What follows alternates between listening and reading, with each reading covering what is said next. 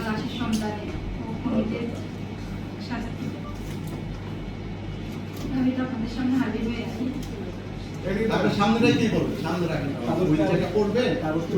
আমার হাজবেন্ড বিদেশে ছিল, তো কর্মজীবনের পরে দেশে আসার পরে আমি বেরিয়ে পুলিশে ওখানে ব্যবসা শুরু করি। তো ওরা আসে, আমিরাবাদের আসে, ওরা অনেকে আসছিল, আশরাফ, তারপরে শিববাবু, কিরণ, তারপরে আনোয়ার হোসেন, সাগর, তারপরে মানে ওরা আসছিল। আসার পরে আমার হাজবেন্ডকে বলতেছে যে তুই তাদের দেখিয়ে দেওয়ার জন্য। তারপরে আমার হাজবেন্ড আমার কি কারণ থাকতেছিল, ওরা আমার স্বামীকে হত্যা হুমকি দেয়, বলে তুই যদি এখন এই কাজে বাধা দিস তাহলে তোকে আমরা ইটপাটায় পড়িয়ে মারব। পরে আমাদের বাড়িতে আসার পরে আবার কোনো হুমকি দেয়। আমার বড় ছেলে আবার শুনে, আমার বাসা ছিল, পরে ছিল 15 মাস 2025 আজ থেকে বাইরে থাকার সময় বাইরে হওয়ার পরে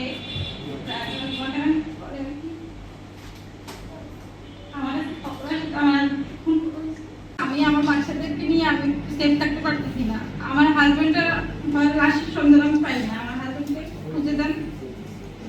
আমার বাচ্চাদের পড়াশোনা আর বাচ্চাদের নিশ্চয়তা দেখতেছি। আমি চিন্তা পাচ্ছি যে এখনো আমার দিন গেছে, আমার বাচ্চাদেরকে বাঁচা হইতে পারিনি, তারা না খেয়ে ঘুমাইছে। আপনার বাবা কোথায়? আমার বাবা নাই, মা আছে।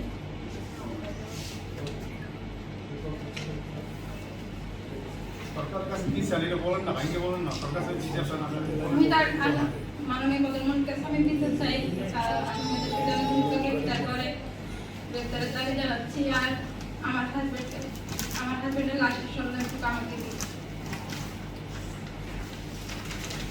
তারা আশরাফ ছিল শিবিরের ক্যাডার, তারপরে যে আমলিকে যোগ দেয়, তারপরে আবার যে সন্ত্রাসী অস্ত্র নিয়ে ধরা খাওয়ার পরে যে ভারতীয় থেকে আসার পরে আমি সরকার গঠন করে আবার জেল দিতে চাই। আশরাফের যদি আমলিকের সাথে যোগ দেওয়া এইসব প্রমাণ কিন্তু আমার কাছে আছে। আরেকজনের কথা বললেন, কোনো রাজনৈতিক পরিচয় আছে কিনা? ছাত্র দলের সভাপতি। ছাত্র দলের কোন জায়গার সভাপতি? নয়নদেবী স্বামী নয়নদেবী ইউনিয়নের সভাপতি। আপনার সামনে কোনো রাজনৈতিক পরিচয় ছিল কি? সে যুবদল।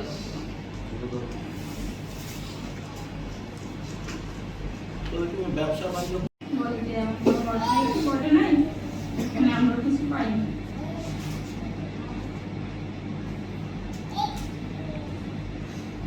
বলে যে আমি থানায় গেলে ওনারা আমাকে জানাতে যে সোনাইমুড়ি থানায় নিয়েছে, ঝগড়া করছে, আপনি সোনাইমুড়ি থানায় যান। পরে আমি সোনাইমুড়ি থানায় যাই। সোনাইমুড়ি থানায় গেলে ওনারা আমাকে জানায় যে থার্টি থানার লোক এখানে সোনাইমুড়ি এরিয়ায় কোনো ঘটনা লোক আপনি থার্টি থানায় যান।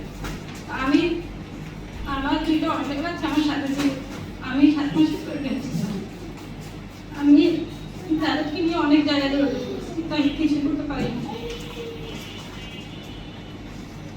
পরে আমি খবর পাই যে তারা লাশটা ওই রাতেই নিয়ে পড়ে ফেলে। তারা এতটা প্রভাবশালী যে তাদের জন্য কেউ মুখ খুলবে বা কেউ কথা বলবে সেই সাহসটা কেউ পায় না।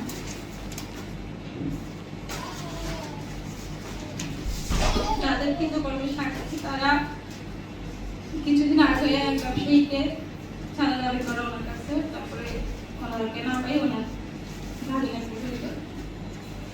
তারাও থানায় মামলা করে এবং রিপোর্ট করে। এখন আপনার জাতির কাছে মানে আপনি সরকার তাদের বিরুদ্ধে কি মামলা করেছে? মামলা করেছি আমি, কোর্টে গিয়ে তারপর মামলা করি। থানায় আমার মামলা নেওয়া হয়। থানায় মামলা নেওয়া হয়নি? তারপরে আমি কোর্টে গিয়ে মামলা করি। কোর্টে থেকে তারা পিবিআই হাতে মামলাটা দেয়, কিন্তু পিবিআই সাক্ষী বলে যে সাক্ষী কে আছে, এখানে সাক্ষীটা কে দিবে? আচ্ছা, আপনার লাশও খুঁজে পাননি? না, লাশ পাইনি। তাহলে আপনি নিশ্চিত কিভাবে হলেন যে আপনার স্বামীকে খুন করা হয়েছে? আমার স্বামীকে ফোন করা হয়েছে যে তারা মানে অনেকে দেখছে, যারা দেখছে তাদেরকে হুমকি দেওয়া হয়েছে যে তোরা হুমকি তাহলে তোদের অবস্থা এমন, তাই তারা সাক্ষী দিতে চায়। এটা কত সালের ঘটনা, কবে? 2025 সালে 15 মার্চ। এখন মামলার কি অবস্থা? সময় কখন? সময় আনুমানিক রাত 8টা। যাদের বিরুদ্ধে ঠিক মামলা 4টার বাড়ি থেকে বাইর হয়। যাদের বিরুদ্ধে মামলা করছেন তারা কি জামিনে আছে কিছু যাবে? মামলা করছি, মামলা দেওয়া তাদেরকে ধরে, আসামিদেরকে তো ধরে নেই। তো মামলা তারা কি এলাকায় আছে? কোর্টে মামলা হয়েছে, তারা এলাকায় আছে, তারা এলাকায় এখনো আছে, তারা এলাকায় থেকে এই যে এখনো মানে তারা অনেকের কাছে তারা দাবি করে আমার মানে সন্ত্রাসী যত কর্মকাণ্ড আছে সব কিছু ওরা করে। তাদের দলীয় কোনো পরিচয় আছে? আমি বাড়িতে থাকতে পারতেছি না, আমার ছোট বাচ্চা নিয়ে মানে তারা পুলিশে এইসব কথা আমি কাউকে বলি তো আমরা বলছি কেন এইসব কারণে তারা আমাকে আমার বাচ্চাটাকে মারা লাগবে, আমার মারা লাগবে, বুঝছি না। তাই জন্য আমি মানে ঠিকভাবে একটা জেলে থাকতে পারি না। আর কতক্ষণ এখানে কতক্ষণ ওইখানে মানে এইভাবে দৌড়াদৌড়ি করতে হবে বাচ্চাটা নিয়ে। ওদের দলীয় পরিচয় আমার স্বামী জাভেদ হোসেন, ঠিক আব্দুল রহিম, নোয়াখালী জেলা নোয়াখালী চারটি থানার খিলপাড়া ইউনিয়ন নাটপুর গ্রামে। সে দীর্ঘদিন কি মানে সরকার পতনের পরে দেশে আসছে, দেশে ছিল দেশে আসার পরে বিদেশে শেয়ার নেয়, তো ওখানে ব্যবসা করতে রাশেদ, আমিরাবাদের রাশেদ, সোনামুড়ি থানা।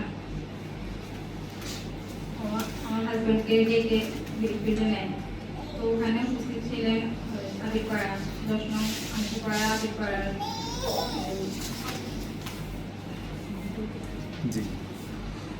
আচ্ছা, এই তোমার কাছে এই আশরাফ আহমেদ ছিল। শিটটা দিয়ে দেন না, বড় শিটটা দেন না, সমস্যা নাকি? ওটা দেখে পড়ুন না, ওটার মধ্যে লেখা আছে। আসলে প্রথম থেকে আবার